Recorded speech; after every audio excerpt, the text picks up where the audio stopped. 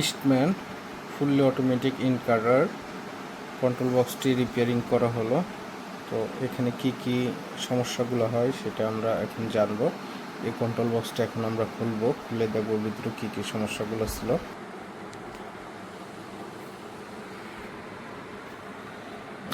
এই হলো, এটা হলো ডিসপ্লে পিএলসি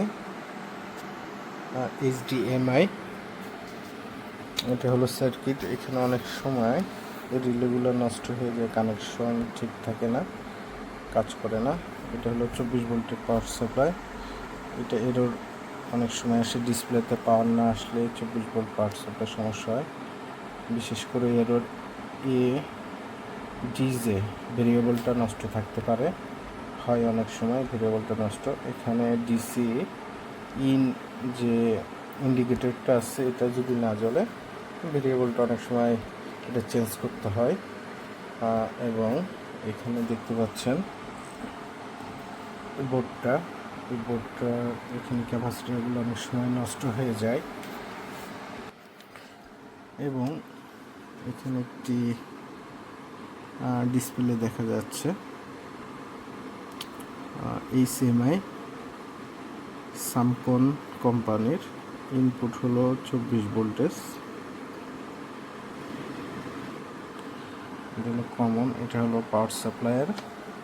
তো এটা এখন আমরা পাওয়ার দিয়ে দেখব। এটা আমরা অলরেডি রেডি করা হয়েছে। বিশেষ করে এই ফিউজগুলো অনেক সময় চেঞ্জ করে দিলেও হয়ে যায় পাওয়ার না আসলে, আর সুইচগুলো সমস্যা থাকে। তো এখন আমরা পাওয়ার দিয়ে দেখবো ডিসপ্লেতে লাইন আসে কিনা। আমরা পাওয়ারটা দেওয়া হয়েছে, রান হচ্ছে, অলরেডি চলে আসছে। Auto cutting machine EC9N model. আমরা ভাষাটা সিলেক্ট করলাম।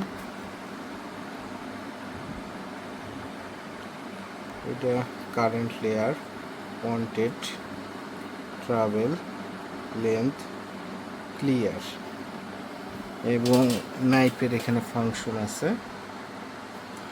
তো আমাদের এখানে ডিসপ্লেতে পাওয়ারটা মূলত আসতো না, ডিসপ্লেতে কোনো লেখায় আসতো না। তো ডিসপ্লেটা অলরেডি ওকে করা হয়েছে। তো আপনাদের যে কোনো ইন্ডাস্ট্রিয়াল সুইং মেশিন রিপেয়ারিংয়ের জন্য আমাদের সাথে যোগাযোগ করতে পারেন এবং সকল ধরনের অক্সিলারি আইটেমগুলো আমাদের কাছে রিপেয়ারিং করে নিতে পারেন, যে কোনো ব্র্যান্ডের যে কোনো ইলেকট্রনিক্স ডিভাইসগুলো। সবাইকে ধন্যবাদ। আসসালামু আলাইকুম।